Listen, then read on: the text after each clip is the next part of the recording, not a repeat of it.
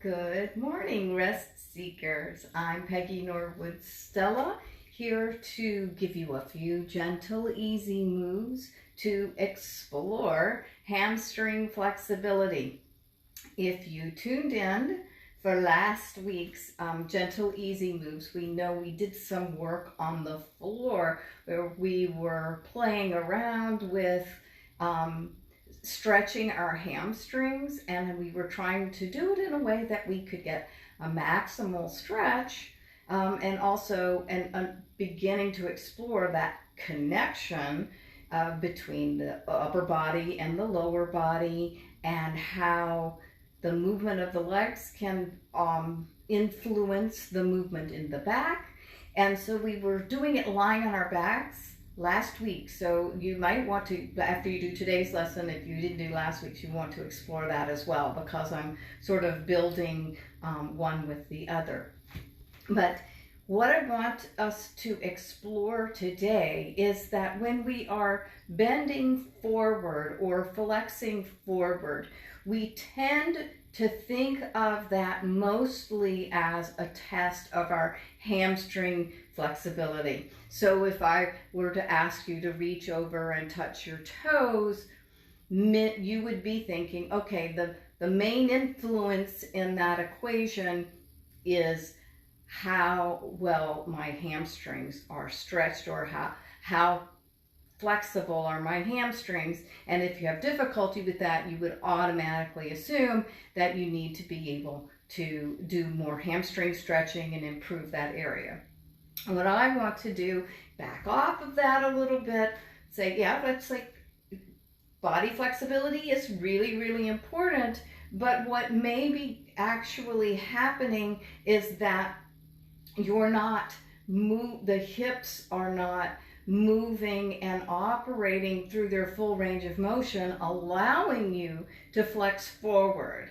So we're going to today talk a little bit about the hip hinge, which I think I've explored a long time back in one of these gentle easy moves, but we're going to talk about the hip hinge and talk about how we can improve our range of motion at the hips, which in turn will allow us to flex forward more easily, which in turn will help protect our low back.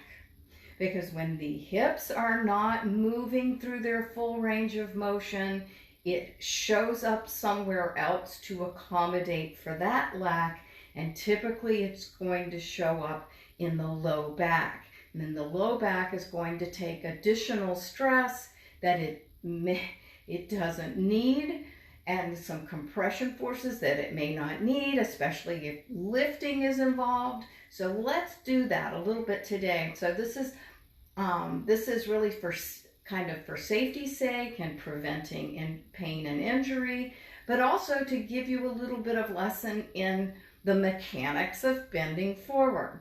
So what I'm going to do is I'm going to turn side on to the camera, and I can see with my shirt, it's hard to see the lumbar curve in my back. So what I'm going to do is just kind of pull the shirt forward and hold it right there. So I'm going to point to the small of my back, and you see like how the spine is a little bit of has a little curve in it, curvature right in here, right in the lumbar area.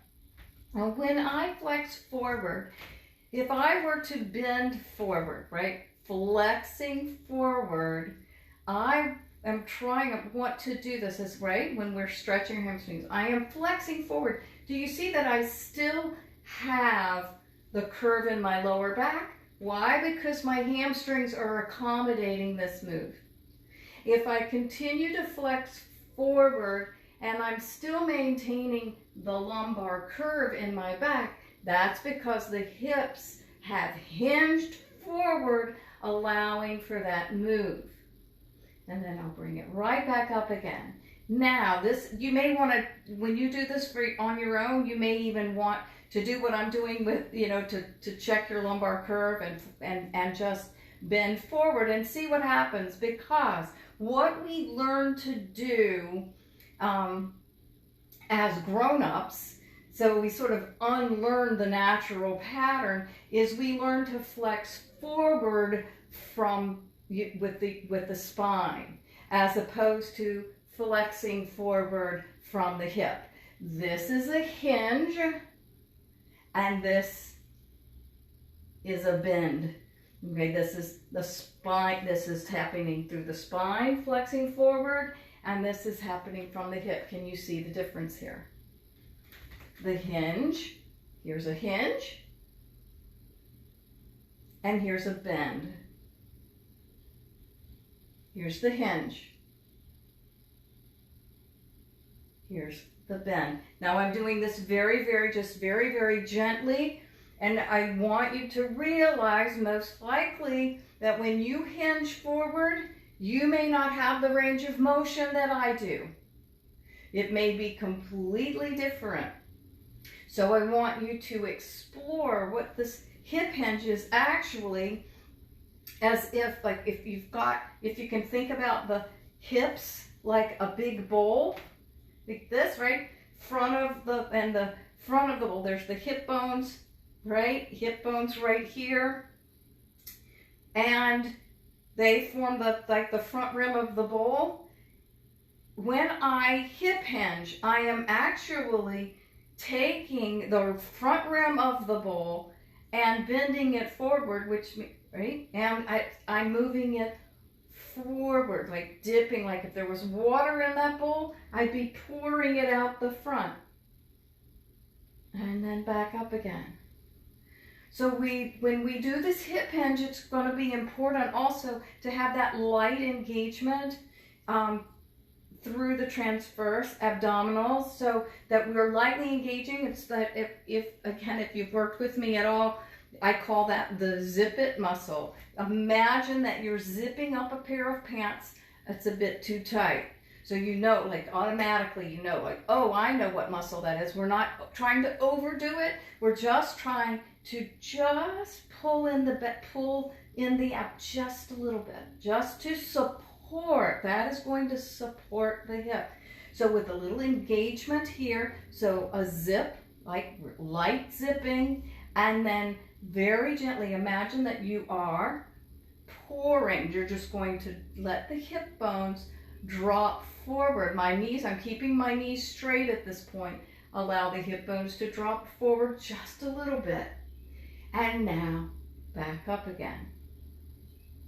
So if you go on your hip hinge and you're watching and you find there's a place where you start to lose, do you see that? I start to lose the lumbar curve. I've just lost it because I'm flexing forward.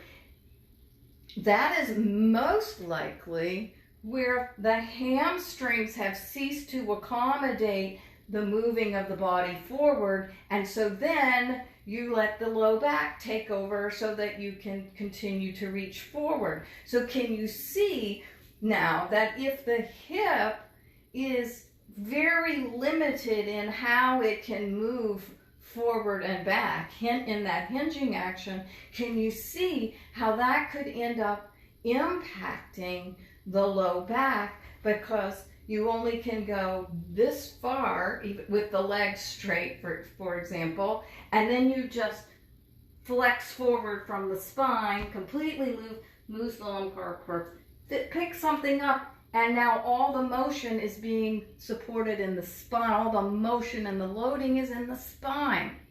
And this is now we're talking mechanics.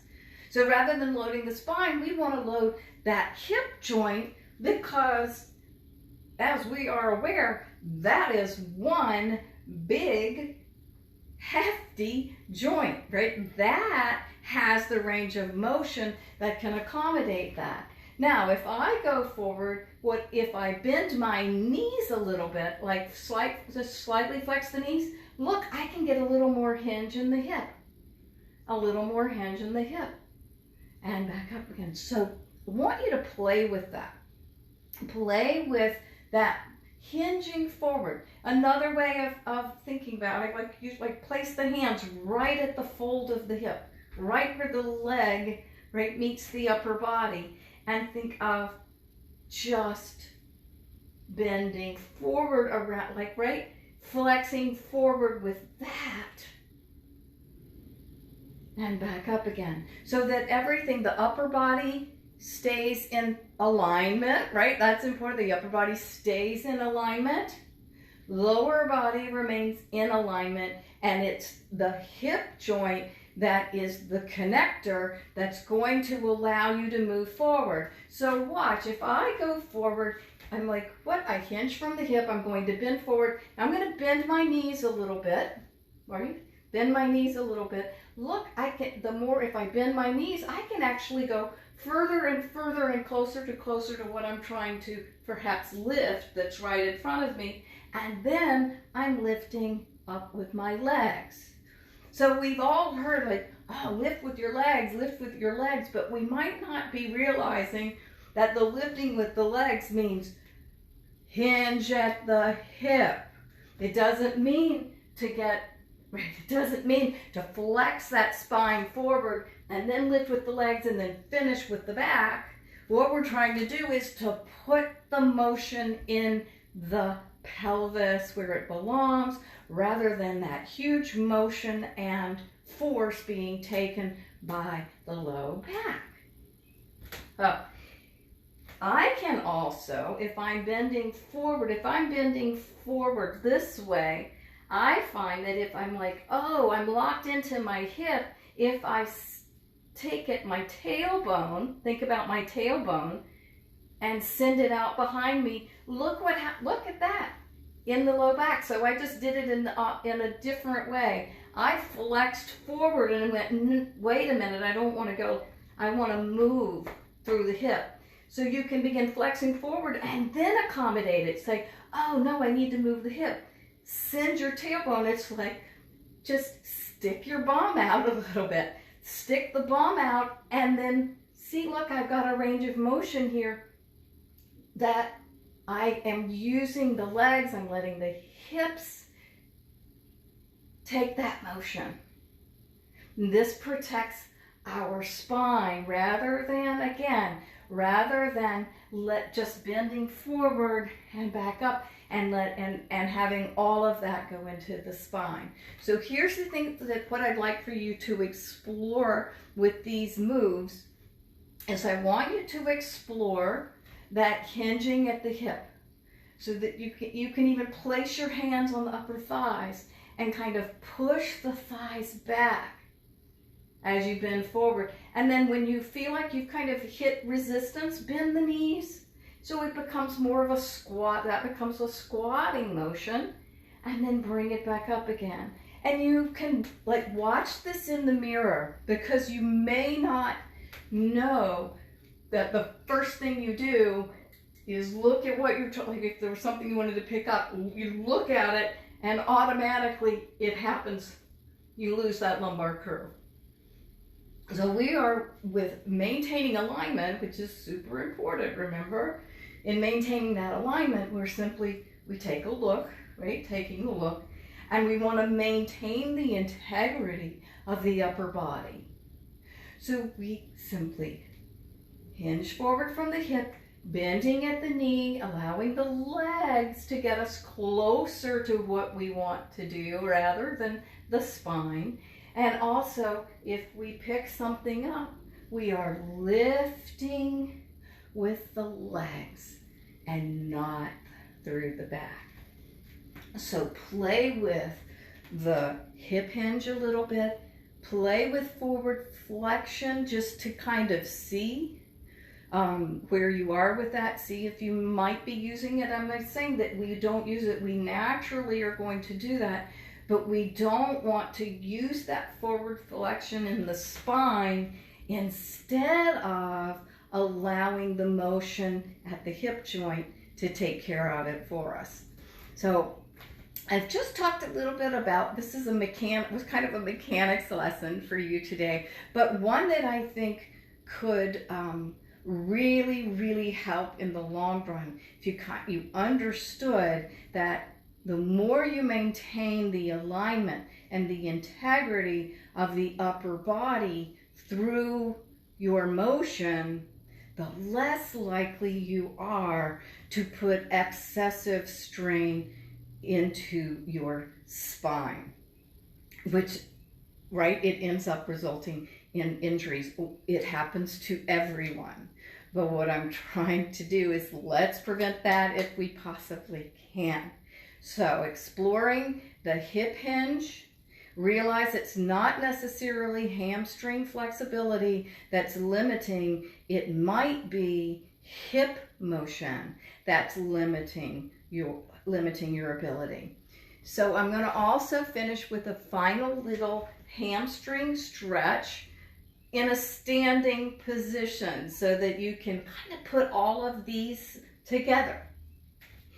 If I'm standing and I place one foot in front of me, like toes up, heel down. So I've just flexed my foot on one side. If I then gently gently bend the standing leg, don't lock it out.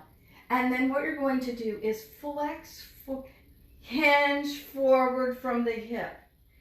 And you are going to see my hands are being supported on my thighs, and I'm bending that knee a little bit, leaning forward. You will feel that in the back of the knee and up through the back of the hamstring. You might even feel it in the calf muscle. And then back up again. Let's try it on the other leg. So this is a nice way of sort of judging, like doing a very gentle stretch of the hamstring in a standing position, but also gives you a chance to practice your hip hinge. Because I sometimes when I teach this, I'll see somebody go, oh, we're stretching the hamstring. And what they do is they reach straight down and they do it all through the flexion of the spine, and the hamstring gets some motion, but not a whole lot. And again, a strain on the spine. So place the foot just right out in front of you, heel down, toe up. Place your hands on your thighs. Bend, right, little bendy in the back knee, because we're going to hinge forward. That means you're going to lower yourself with that other leg. So we're getting a little bit of strengthening on that standing leg. And you just hinge forward and you will feel, so right, the hip has hinged, and you will feel that stretch into the hamstring, into the back of the knee, possibly even into the calf. Feel that stretch. And put that foot down. Let it go. That actually, that feels kind of good, because that what I felt that do for me, automatically brought my hips into better alignment. So give that a shot as well. So there's a nice standing hamstring stretch that really accompanies what we were doing lying on our back last week. And you've had a really great lesson in understanding the mechanics of bending forward, so that perhaps you can be more aware of how to move through the hips, how to lift properly by putting the weight into the legs, how to maintain the integrity and alignment in the upper body. Okay? If you've got any questions about this, feel free to leave them in the comments. If you're particularly confused about something, or you go through these moves and you're going, well, I felt this, but here's what I felt. Please, I just want to hear how all these gentle, easy moves are feeling in your body, because I'm teaching from my own body's perspective, but I'm also trying to teach what I understand about anatomy and mechanics. So I hope you enjoyed today's gentle, easy moves. I'm so glad you took a few moments to spend here with me today, whether you're catching me live or whether you're catching this on replay. Have a super week. Let me know how this landed for you by leaving something in the comments, and I will have more gentle, easy moves to share with you next week at the same time. Have a great week.